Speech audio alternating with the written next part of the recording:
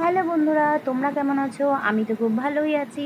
আশা করি তোমরাও খুব ভালো আছো।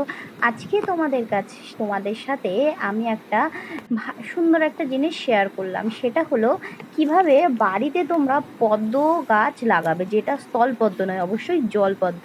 তোমরা দেখে বুঝতেই পারছো এটা একটা জলপদ্মর বীজ। এটা আমি দর্শকর্মা দোকান থেকে মাত্র 2 টাকা পিস কিনে নিয়ে এসেছি।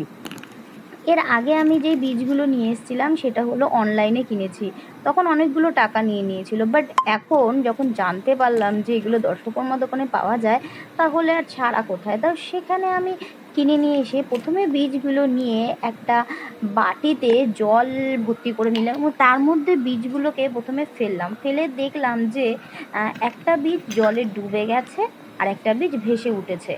যখন দেখলাম যে যেটা ভেসে উঠেছে সেটা কিন্তু খারাপ, আর যেটা ডুবে গেছে সেই দুটো ভালো আছে। ভেসে ওঠা বীজগুলোর কিন্তু গাছ উঠবে না, কিন্তু এর আগের বার যখন আমি ফেলে দিয়েছিলাম, কিন্তু এবার আমি চিন্তা করলাম এই 4টে বীজই কিন্তু আমি একসাথে রেডি করব। তো এরপরে দেখলাম কিছুক্ষণ পর 3টে বীজ আস্তে আস্তে জলে ডুবে গেল আর একটা ভেসে রইলো। এই বীজটা কিন্তু আর হবে না। এরপরেই আমি এই বীজগুলোকে সিমেন্টের মধ্যে খুব ভালো করে ঘষে নিলাম একটা সাইড। এই পদ্ম বীজের একটা সাইডে তোমার একটু গর্ত টাইপের থাকে, এক সাইডে উঁচু উঁচু রকম থাকে। তো যেখানটা উঁচু থাকে সেই জায়গাটা আমি ভালো করে ঘষে নিচ্ছি। দেখতেই পাচ্ছ বন্ধুরা। এরপর যে ঘষে নেওয়ার পর ঠিক কিরকম হয় দেখতে সেটা তোমাদের দেখাচ্ছি। এই দেখো বন্ধুরা, কিছুটা একটু অনেকটা মোটা অংশ, মোটা যেহেতু থাকে তাই জন্য কিছুটা তোমার এই সাদা অংশ বেরিয়ে আসবে ঘষতে ঘষতে। এরপরে এই বীজগুলো প্রথম দিন আমি সারাদিন ভিজিয়ে রাখলাম। রাত্রেবেলা পরের দিন আমি দেখলাম যে তোমার এই পদ্ম বীজের 4টেই ডুবে গেছে এবং একটার মধ্যে ছোট্ট একটা অঙ্কুর বেরিয়েছে, দেখতে পাচ্ছ। এবং খুব তাড়াতাড়ি এই বীজগুলো কিন্তু খুব তাড়াতাড়ি বাড়ে। দ্বিতীয় দিনে দেখি দুখানা বীজ থেকে অঙ্কুর বেরিয়েছে, দেখতে পাচ্ছ। আর যেটা প্রথমে বেরিয়েছিল সেটাও দুখানা অঙ্কুর বেরিয়ে গেছে, আর একটাতে বেরোয়নি।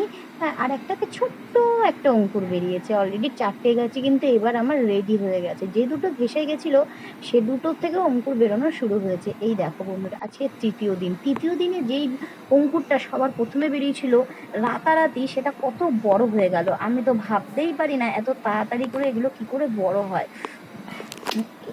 এরপরেই চতুর্থ দিনে দেখলাম এই পদ্ম গাছটা আর একটু বড় হলো এবং মাথার যে পাতাগুলো হয় সেই পাতাটা পর্যন্ত বোঝা যাচ্ছে। এরপরে পঞ্চম দিনও পাতাটা গাছটা আরেকটু বড় হলো।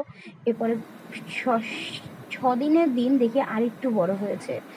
সাত তারপরে এরপরেই 7 দিনের দিন দেখি পাতাগুলো কিন্তু আর একটু বড় হয়ে বাটি থেকে অনেকটা উপরে উঠে এসছে। 10 দিনের দিন দেখো পাতাগুলো কিন্তু অলরেডি পুরো ছেড়ে দিয়েছে। এইভাবেই কিন্তু পদ্ম গাছটা আমি রেডি করলাম। এবং শুধু পাতাগুলো এরকম ফুলে গেছে তাই নয়, অলরেডি বীজ থেকে শিকড়ও বেরিয়ে এসেছি। এই শিকড় সমেত আমি প্রথমে কাদামাটি জলের মধ্যে আগেই রেডি করে রেখেছিলাম, তার মধ্যে কিন্তু এবার বুনে দেবো। এভাবেই কিন্তু আমি আমার পদ্ম গাছটা রেডি করেছি।